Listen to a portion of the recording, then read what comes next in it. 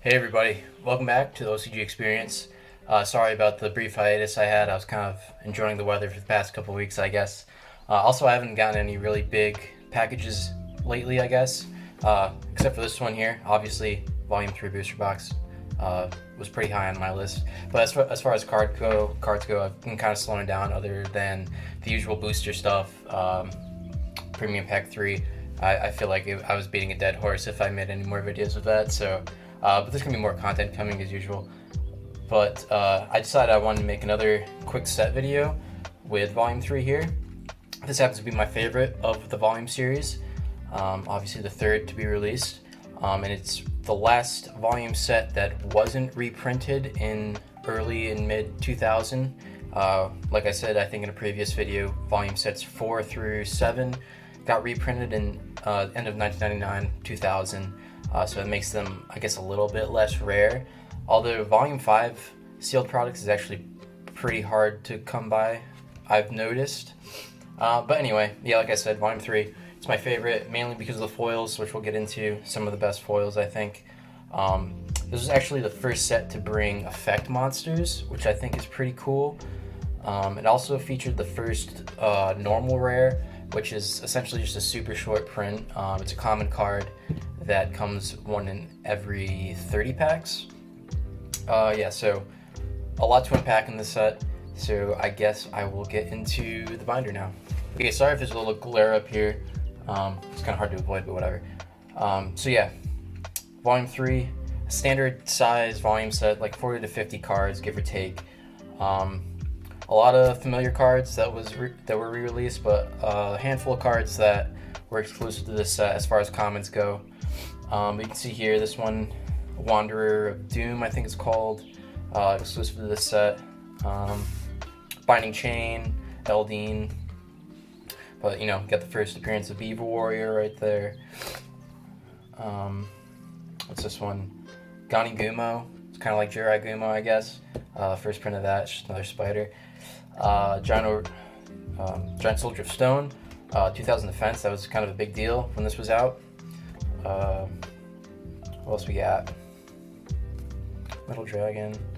First appearance of Pot of Greed. Obviously, that's a big one. Enough said. Needs no introduction.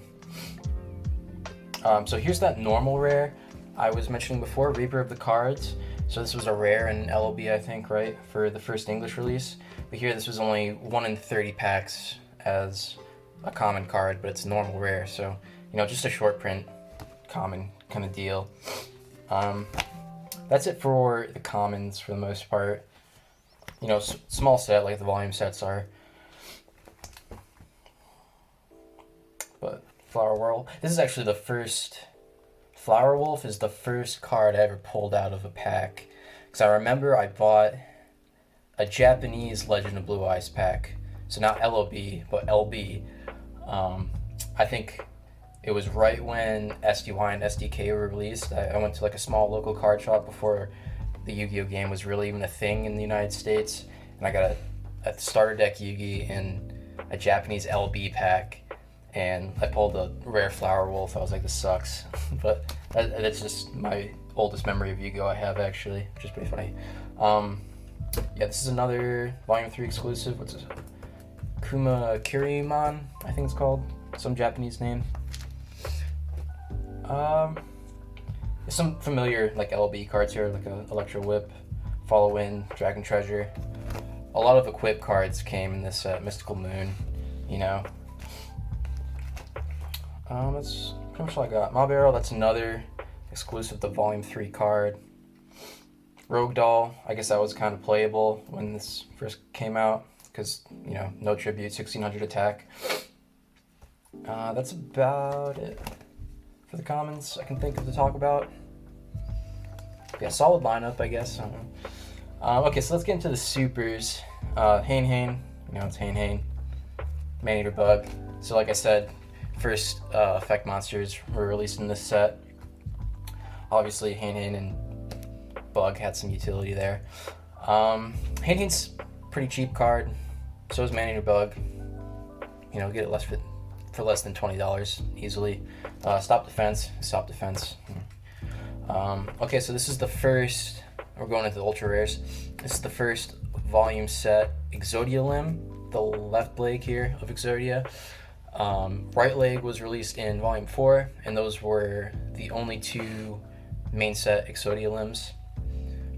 So I've probably mentioned it a dozen times by now, but the Exodia limbs for Series 1 were distributed through different releases, so you had to buy like 5 different products for a chance to get all your limbs, and volume 3 being the left leg, and I think it's the first one released out of all the limbs actually.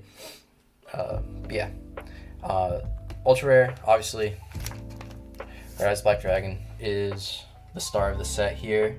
So this is the first proper Duel Monsters print of Red Eyes. Not the first print of this art, because of course you had that DM1 promo version, but the first recognizable Red Eyes that we all know and love was printed in this set. Obviously the most expensive card in this set. I've seen it go for as much as about $2,000 raw, like mint condition, but you can buy like PSA 9s already graded for less than that. But I think when people see a chance for a PSA 10 copy of this, which is very hard to come by, you know, they'll shell out some big cash. I know I have in the past. I have a couple copies grading right now. One no shot at 10 for sure, maybe an 8 or 9. But I have another one that'll probably get back first that's an express right now that I think is at the very least a strong 9. I'm going to have my fingers crossed here. Yeah, I mean, this card needs no introduction. Don't really, you know, it speaks for itself. Awesome card. It really makes the set. Also, probably the highest value volume set card. Highest value set card in all of Series 1 as well. Obviously not the highest value card in Series 1 because you have crazy promos and stuff like that, but it's definitely outpriced the starter box Blue Eyes, surprisingly, in my opinion, especially in mint condition. These are just really hard.